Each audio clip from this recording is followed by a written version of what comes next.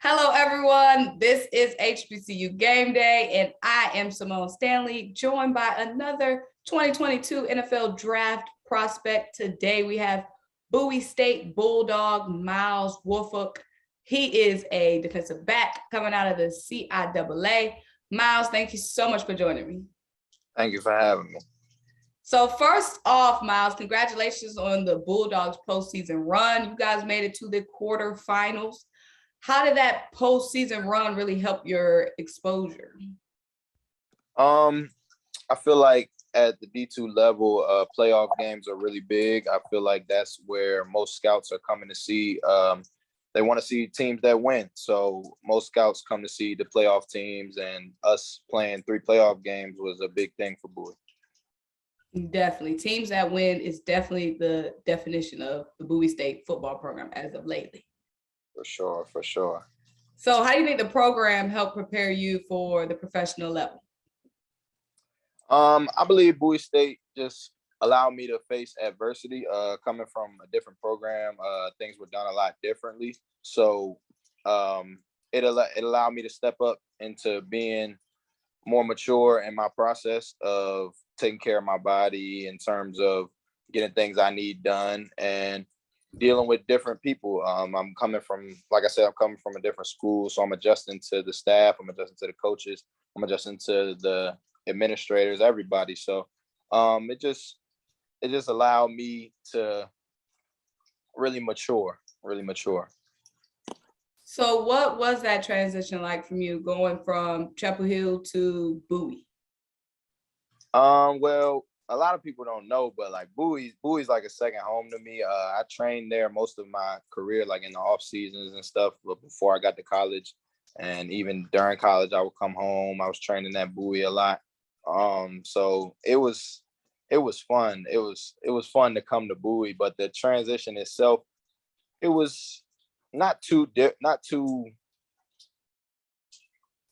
I guess not too bad. I mean, I don't really know how to describe it. It's kind of something it's just something you got to do. It's not really something you think about, like how it will be or how it won't be. Like you don't get the opportunity because this is something I was doing. When I found out the news that I would be transferring, the first person I called was Coach Wilson, and I knew off rip. I said, this is going to be fun. I mean, I told him I was coming.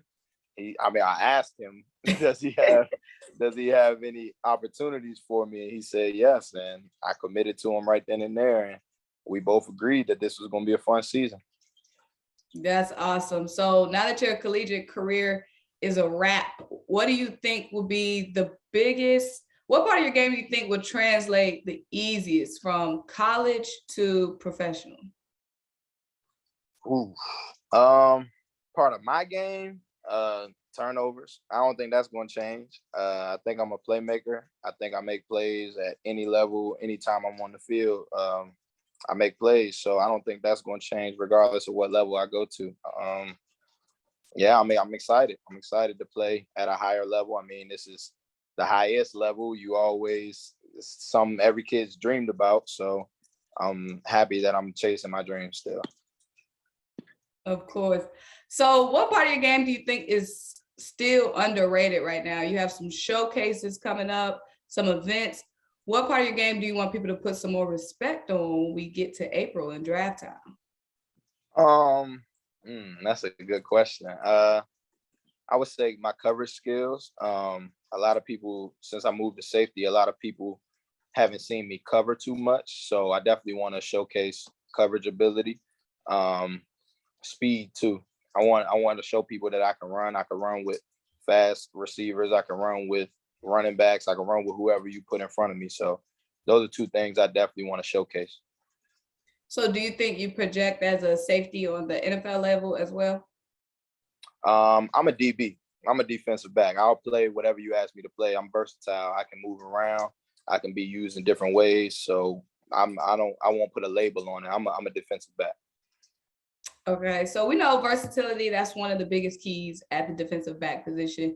That's a position, like you said, y'all get moved around a lot, safety, slot, outside corner. But where do you thrive at? I think thriving, I feel like I control. I feel like I'm more of a quarterback. I control the defense, so I believe I thrive at safety. I believe I can thrive at nickel if I'm in the right system and everything is going how it should. I feel like I make a lot of plays at the nickel position. The nickel moves around, the nickel blitzes, he covers. I feel like that's an opportunity to make a lot of plays. But I do see myself thriving very well at the NFL level as a safety. That's awesome. So what kind of defensive scheme do you think your play style will fit the best in on the professional level? It's kind of hard to say because I don't want to. I can't pick a scheme. I can adjust. I'm adaptive. Like I can. They call it a Swiss Army knife, the nickel position. That's what they call it, right? So I consider myself a DB. I consider myself versatile. I consider myself able to adapt and adjust. So I wouldn't give you a scheme to say that I would thrive in, because I feel like I thrive in whatever scheme is presented to me. Definitely true. Definitely true. So when we're talking about the nickel position, what do you think sets you apart from the other nickels in the draft? Playmaking. I catch interceptions. It's a part of production, and it's what every defensive back is judged upon, how many turnovers they create. I feel like I do a pretty good job of getting the ball back to my offense. So what's the day-to-day prep and like the day-to-day grind for somebody like you who's preparing for these bowl games, these showcases, and ultimately the draft in April? Well, the day-to-day prep, it starts with a schedule. I'll say for everyone, you got to create a plan and create a schedule and just get yourself together before you attack the day. You have to know what you're doing and you have to go and execute just like any play call would be during the game. So day-to-day schedule, you start waking up, and nutrition. You got to eat. You got to make sure you're feeding your body so you can go train hard. And then after you eat, obviously you go do a workout. I'm in the process of getting 2 workouts done a day. So depending on what day, I might run first, I might lift first. It just depends, but definitely getting in those 2 workouts a day, definitely getting in about 4 to 6 meals a day. Gotta eat, like you gotta feed your body. And then recovery. The biggest part for me right now, that I would tell anybody, is definitely making sure I take care of my body. Gotta make sure my body is good, because in this game, that's what it's about. I mean, you can't make money if you're always hurt. So I've understood that throughout my career. So I've definitely invested a lot more into my body. The best ability is availability. Availability. So you're from Maryland. I want to say Largo. Largo, Maryland. Yeah. Hey, that's where my family's from, Largo. Okay. My dad actually went to Largo High School. Really? Yeah, That's what's up. That's what's up. So I asked you that to ask. Mm. Washington football team, Baltimore Ravens. Like, who was your team growing up? Actually, my team growing up was the Colts. I was a big Tony Dungy fan. I was a Marvin Harrison fan, Bob Sanders, all those type of guys, man. Peyton Manning, dog. That was my mom. I loved the Colts growing up. My family were all Washington fans, except my mom. She's a Philly fan. She's from Pennsylvania, so. I like that. Yeah, I grew up a Colts fan, but honestly, truthfully, I haven't been a true fan for about really since I got to college. Once I got to college, I kind of just looked at it as I want to play for an NFL team, and I don't really care who it is. So I don't consider myself a fan. And at that point, I didn't consider myself a fan anymore. I wasn't keeping up with who they were picking up. I wasn't paying attention to it like a fan would. So I just kind of shied off from being a fan. But growing up, I was diehard Colts. I can definitely see the Colts, yeah. So, okay, lastly, do you have any NFL comparisons, or are there any guys maybe on the Colts you were growing up watching, kind of imitating your game after, or any guys now that you take parts of their game from?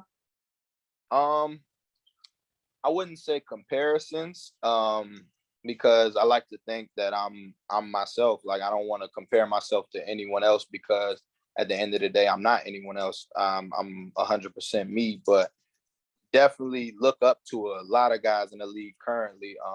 One of the main ones being from here, John Johnson with the Browns. That's my dog. Just watching what he's done in the league, he's consistently making plays, and he shows it every time he goes out there. So that's definitely one of them. And then obviously, I don't know what DB doesn't look up to Tyrann Mathieu. So, I mean, he's an all-around ball player, and he does what he's supposed to do, and more. So there's a couple other guys that I've been watching, more so watching film, but those are two guys I definitely look up to. That's awesome. Well, Myles, this was great. Of course, we can't wait to see what the next few months have for you, and we're of course going to be rooting for you on this journey. 100% me. I like that. That was my takeaway. Thank you. Yeah, I appreciate you having me today. Well, guys, this is HBCU Game Day. I'm Symone Stanley, today joined by Bowie State Bulldog, defensive back, nickel back, safety, outside corner, just all around playmaker in the secondary, Myles Wolfolk.